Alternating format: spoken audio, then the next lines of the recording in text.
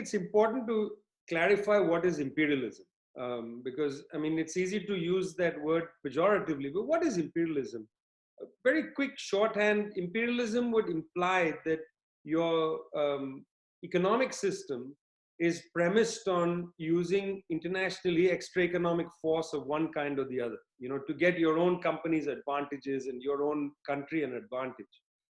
This could be where, a country says, if you don't buy from us, then we're going to use all our diplomatic military force, to sanction you or to somehow make your life miserable. So then you'll end up giving us the contract. Basically that's it. It's more complicated than that, but I think that's a good thumbnail sketch. Um, so let's take the continent of Africa, because this is the most sensitive point of this conversation. Um, in 1885, European countries met in Berlin, and without the presence of any Africans, they divided the continent amongst themselves. Initially, they left small places. They left Morocco, not very small, Morocco, a couple of principalities, Ethiopia. Eventually, they swallowed those up as well, after 1885, in several wars and so on. Only Ethiopia was able to withstand the Italians, but even for a time, its land was conquered. So the whole of the African continent was divided up between European powers, and the United States was also at the meeting. So US plays a role in this, because of course Sierra Leone, and so on. So let's not be casual about the past. So from roughly the 1880s, when there was this direct colonial intervention, until 1960s, and in some cases 1970s, the Portuguese colony. So almost for 70, 80 years, the West actually withdrew the sovereignty of African people. And I'm not even going back to the slave trade. Leave all that. I'm just talking about from the 1880s to the 1970s. The West essentially stole the sovereignty of African people and plundered the continent. I mean, the most horrendous is the story in Belgium, obviously, where Leopold essentially wiped out the population in order to make a ton of money. Okay, let's put that on the table.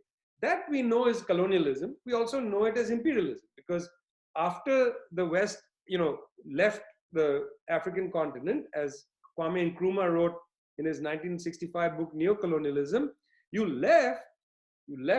you gave us back political sovereignty, but by then you had made us surrender our economic sovereignty. Till today, French-speaking countries in Africa, Francophone countries, are part of the French franc, and they are reliant. Their profits are basically sitting in French banks.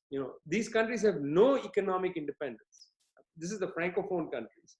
If you look at the other kind, like look at the Congo. I mean, it is basically it's a free plunder for big corporations. Glencore, which is registered in Switzerland, is the largest cobalt extractor from the Congo. Cobalt is so essential to batteries and so on. So let's face it, it's basically a lot of European, Australian, Canadian, and American mining companies that continue to plunder the continent. Let's just keep that there. The main companies that are currently exploiting the African continent are from Australia, Canada, the United States, and many European countries, including Switzerland. That's the bulk of the exploitation.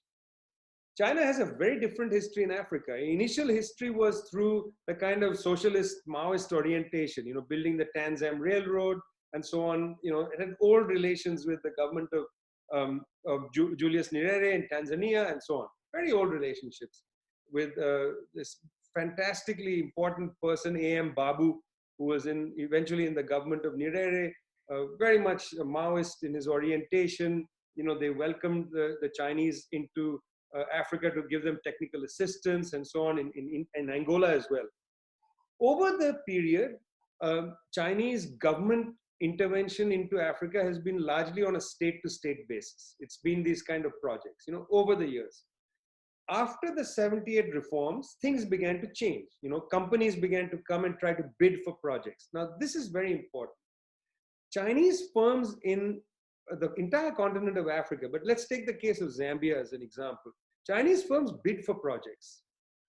They don't come in and go and see the president of the country and say, if you don't give us the project, we'll withdraw, we'll ask the IMF not to help you with your debt that's coming up, or we'll bomb you or whatever. I mean, until now, let's face it, what evidence we have suggests that Chinese firms, even state-owned firms that come in and bid for contracts, they're bidding on a commercial basis. So what you see is commerce. China's economy has grown rapidly, and a lot of the raw materials that go to China don't go to China. They go through Glencore, cobalt mined by Glencore, goes to a German company in China where it's manufactured into something and it's sold in the West. China is the territory on which the raw material is processed and manufactured into a good. It's not going to China. I mean, Glencore extracts it.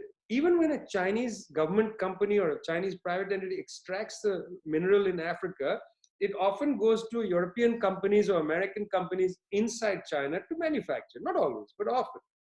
So let's be clear that this is certainly part of modern capitalism.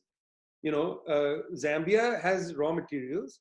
In another world, Zambia would not have to sell its raw materials at such low prices. We would like copper not to be sold so cheaply. It's a precious thing.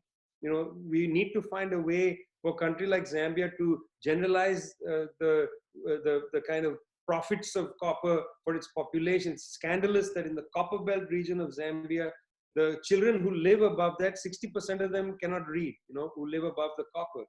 That's because the wealth is taken out and nothing is really given to these people who live right there. This is a point of great criticism. But China is not the responsible party here. The responsible party is capitalism. Capitalism is at fault, and I think one should focus on that. It's convenient that, much of the press attacks China for colonialism in Africa. Come on, guys, let's be serious. There's a long history of real colonialism. This is commerce. I have a problem with capitalism. I even have a problem with some kinds of commerce, but it's not China that's the author here. China is participating in a world system. That's a separate issue. The problem is global capitalism, not China.